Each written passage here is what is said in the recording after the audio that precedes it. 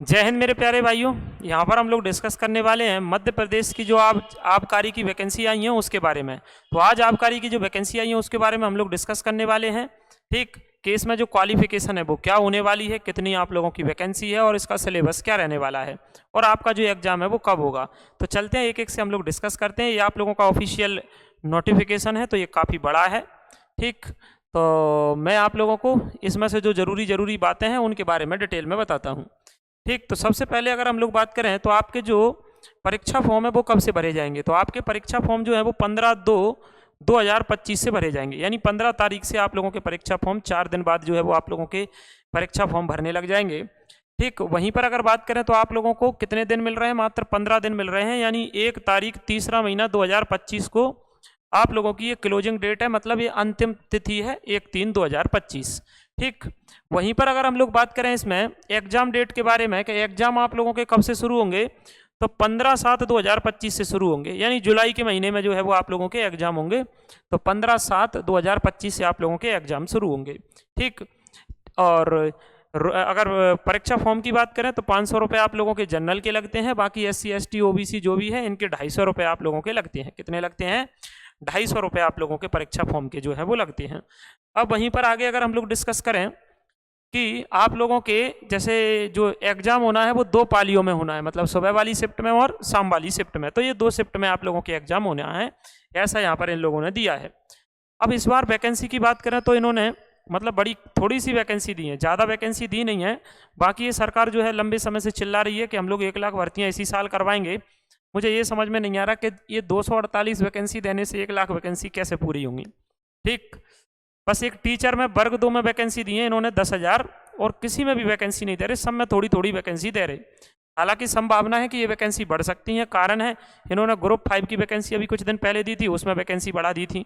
ठीक, अभी ग्रुप 4 की वैकेंसी दी थी, उसमें भी ये लोग वैकेंसी को बढ़ा रहे हैं। तो ऐसा है कि ये वैकेंसी आप लोगों की बढ़ सकती है। तो आप लोगों की यहाँ पर 248 वैकेंसी हैं। ठीक, 248 जो है इसमें पद आप लोगों के आए हुए हैं।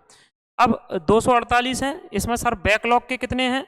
तो बैकलॉग के आप लोगों के जो है वो बस 5 वैकेंसी इस बार दी हैं, 5 पद दिए हैं। बैकलॉग में SC के लिए 1 पद दिया है और ST के लिए 4 पद दिए हैं।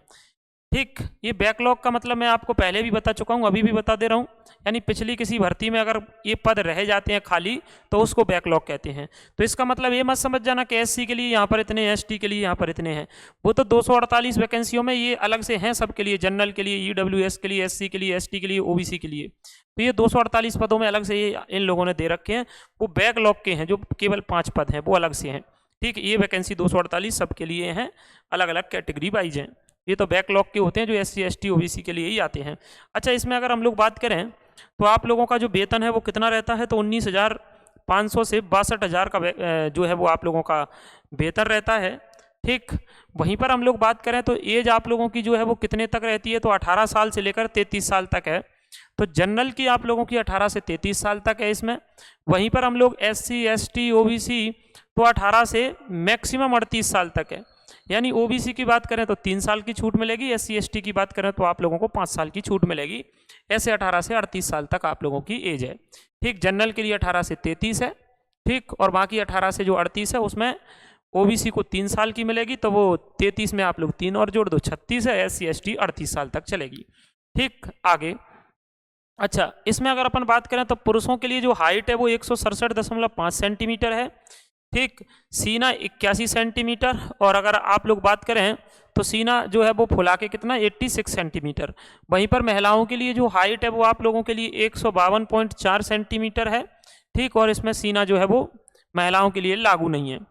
अच्छा, इन्होंने स्पष्ट कहा है नीचे जो लाइनें लिखी हैं उसमें कि आप लोगों को किसी प्रकार की, मतलब इस चीज़ में यानी जो हाइट है उसमें किसी प्रकार की छूट नहीं रहेगी आप लोगों को। ठीक, अच्छा, अब आगे बात कर लेते हैं थोड़ा सा क्वालिफिकेशन क्या है। हाँ, एक और बात आप लोगों को बता दूं कि इसमें जो है अलग से फिजिकल नहीं होता। ठीक, फिजिकल का मतलब इसमें ऐसा है कि पिछली बार जब ये आबकारी की वैकेंसी आई थी तो उसमें दौड़ वगैरह कुछ नहीं होती।